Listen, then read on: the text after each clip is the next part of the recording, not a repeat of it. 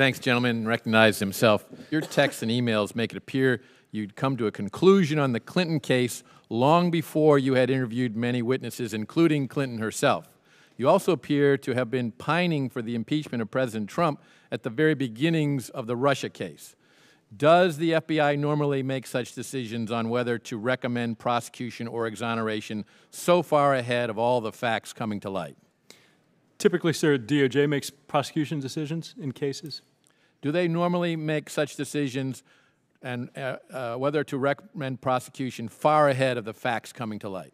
Sir, I don't think any decision, in my experience, the final decision is never made until the conclusion of the case. I think it is fair to say that in the conduct of investigations, particularly very large investigations with a lot of folks working on it, my experience is there comes a time, if you're worth your salt in the conduct of that investigation, an agent, the attorneys assigned to that will have a very good idea well before the case is concluded that there may or may not be demonstrable crimes, that there may Let me ask you this then.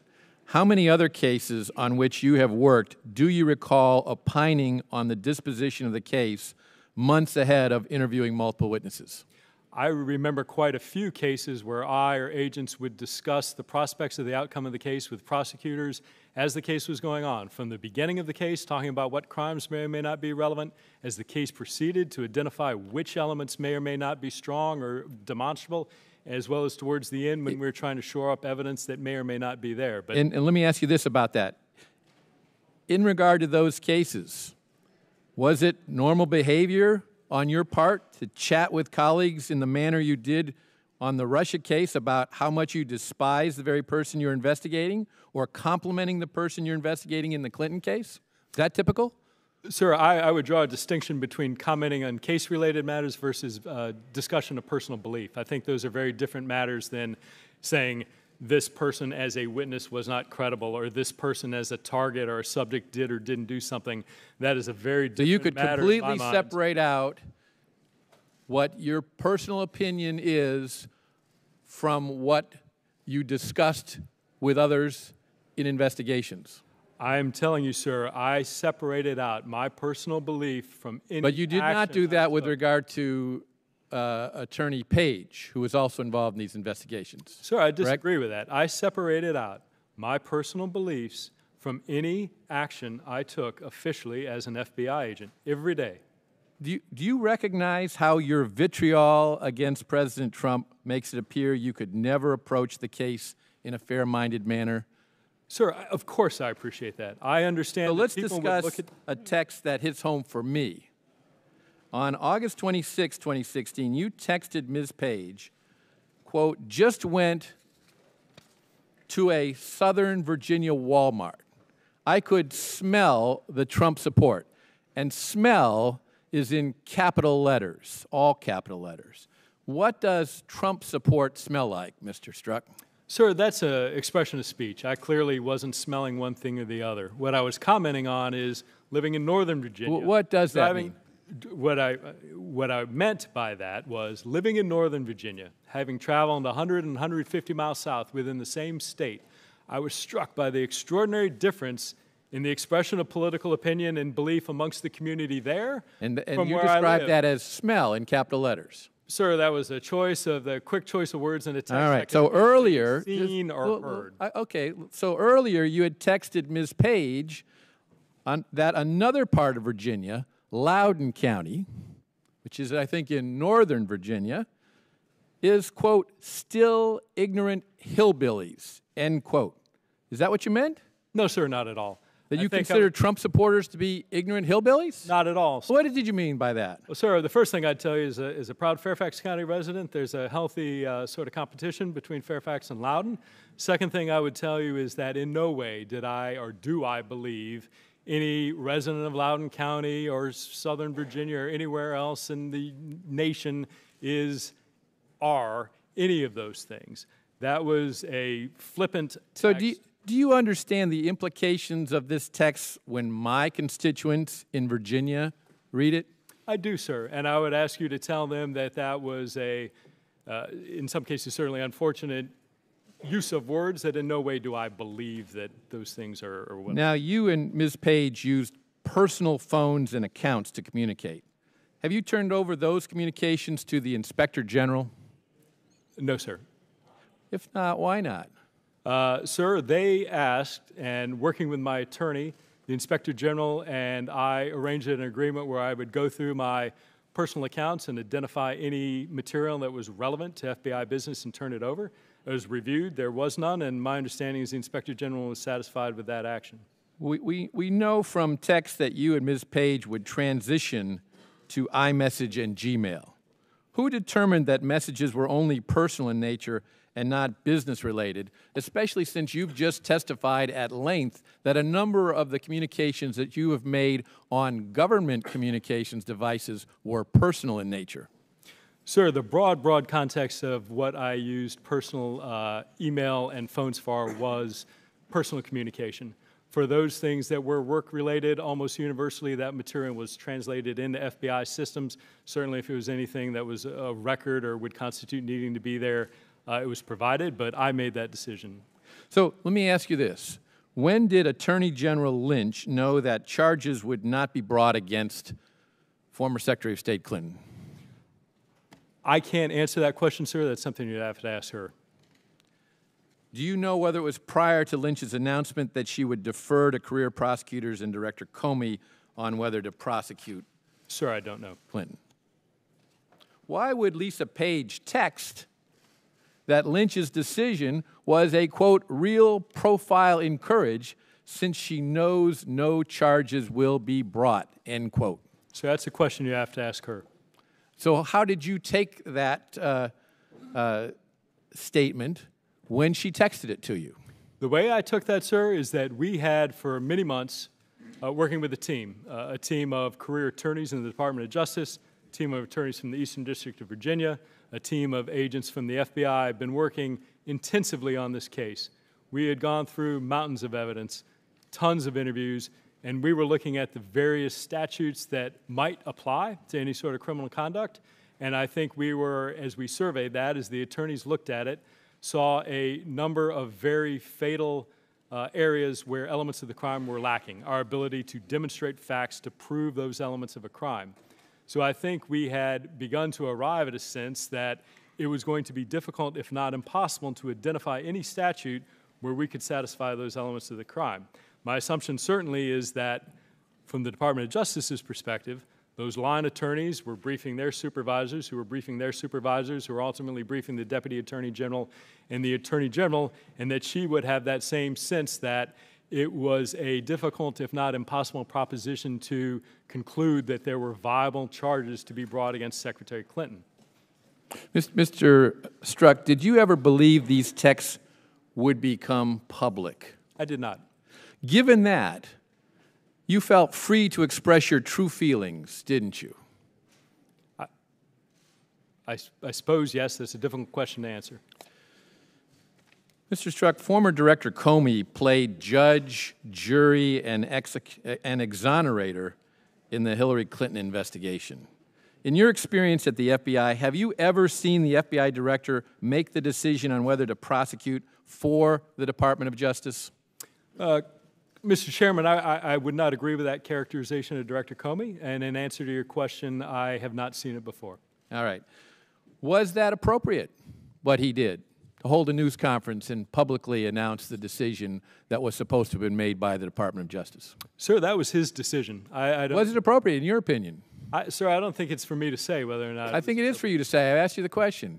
What's your opinion? Sir, I understand the variety of factors that went into, well, I understand some of the factors that went into Director Comey's decision to make the announcement.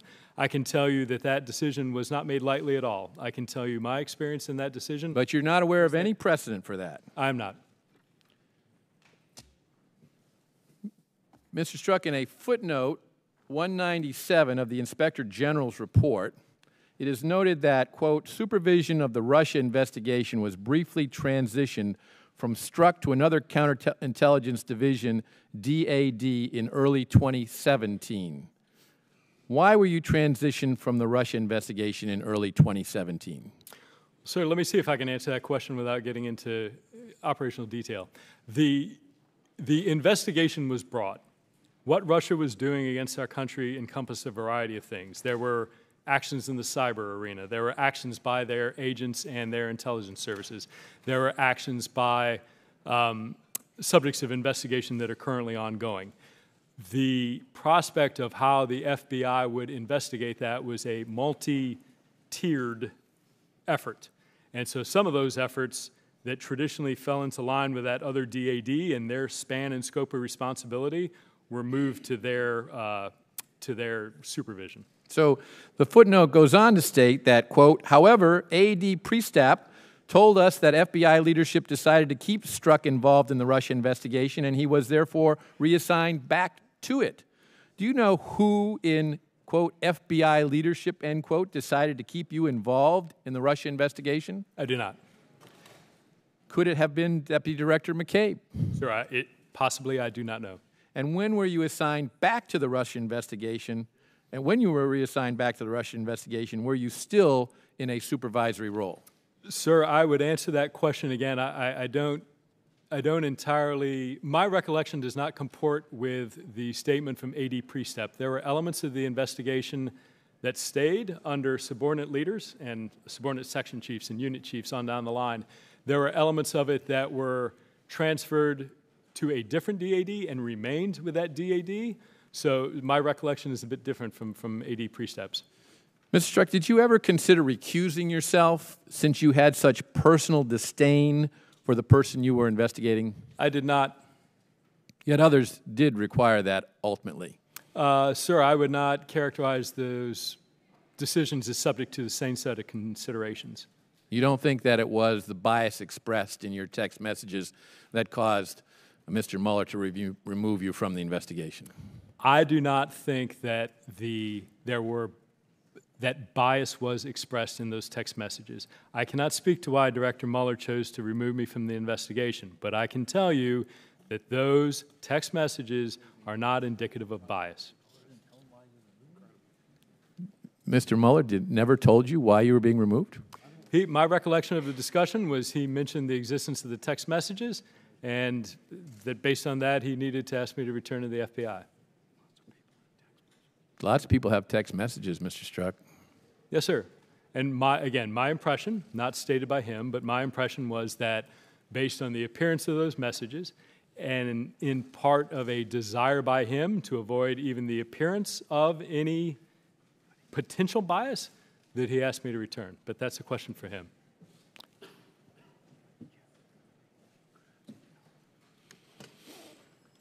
But he kept everyone else. Sir, I don't know the staffing decisions that were made by Director Mueller after I departed.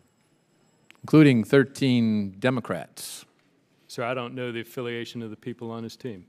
So, but he was concerned enough about your text to remove you, but you never felt concerned enough to remove yourself. That's correct. Mr. Strzok, you're going to get asked other questions here that relate to your transition from the investigation of Ms. Clinton into the beginnings of this investigation into the Trump campaign and the alleged collusion with the Russian government. Now, Mr. Strzok, the FBI is a creation of this body. Congress created the FBI with its constitutional authority. Today, you are here under subpoena. I know you've come voluntarily in your opinion, but you're also under subpoena, also an exercise of Congress's constitutional authority. Which takes precedence, FBI policy or the United States Constitution? Sir, always the United States Constitution. My understanding is I am not here under subpoena, that I am here voluntarily. I understand a subpoena was issued for my prior closed interview, but not for this session today. A subpoena was issued and service of which was accepted. That's not my understanding, sir. In a Supreme Court case handed down just last year, the court reviewed whether statements made by a juror that indicated racial bias required the piercing of jury deliberations.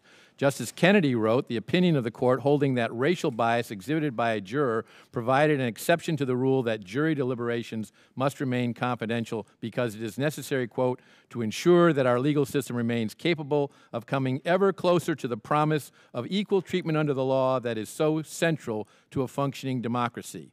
On several occasions, you have referenced that all the texts in the questions were simply personal opinions exchanged with a close confidant and in no way reflected your intent to act on your opinions. Yet, if you made these statements while on a jury, it is hard to imagine that you would not be kicked off immediately because of the risk that your bias would undermine a functioning democracy. Do you still hold that personal opinions, even in the face of Supreme Court precedent, should not have tainted your involvement on any investigation relating to Secretary Clinton or President Trump? Mr. Chairman, I think you're mixing apples and oranges. I'm not an attorney, and I'm not familiar with that Supreme Court ruling. But based on what you said, protected categories, things like race, gender, ethnicity, sexual orientation, religion, are protected matters that we may not, the government and by law, people may not be discriminated against based on their role one way or the other in any one of those categories. That is entirely separate and distinct from political belief or political opinion. That, on the other hand, is encouraged, is protected by the First Amendment. And this body, under the Hatch Act, my understanding is, sat and said and recognized— No one stopped you from sending the text, Mr. Strzok, but the special counsel, Mr. Mueller, removed you from the investigation when he saw the text. That's true, sir, he did. Now, if I may go back to answering your question, if I may. In terms of political speech, that is radically different from any sort of protected category of race, gender, and ethnicity or other categories. Political speech, political thought is protected. The courts have recognized, the Constitution recognizes, we all have political belief. And so when it comes to the expression of that political belief, that is something that this body, under the Hatch Act, enumerated kind of the categories of what was prohibited, and then expressly stated that if it is not prohibited, then it is expressly encouraged. So I would tell you that no one in here, it's an impossible definition to say people must not have political opinion. Everyone does. Of course they do. The test is whether or not that is left behind when you're doing your job. To your question of whether or not I would express that in front of a jury, of course I wouldn't. That would be inappropriate. As to your question of whether each and every one of those jurors, when they go home and they're sitting in their backyard with a friend, has a political opinion, my answer would be undoubtedly, almost if not all of those jurors would. But they're instructed when they leave the jury panel each day to not communicate with anyone regarding the matter that they are considering.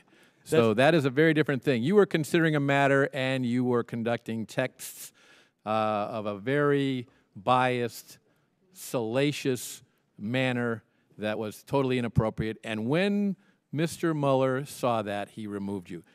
Sir, I appreciate that concern. But what I'm telling you is there is a vast difference in my mind between an action as a juror being instructed by a judge not to discuss the matters of a trial compared to a citizen of the United States. You don't suppose there's a reason why discussing his personal— You don't suppose there's a reason why that instruction made? So the chair recognizes the gentleman from New York, Mr. Nadler.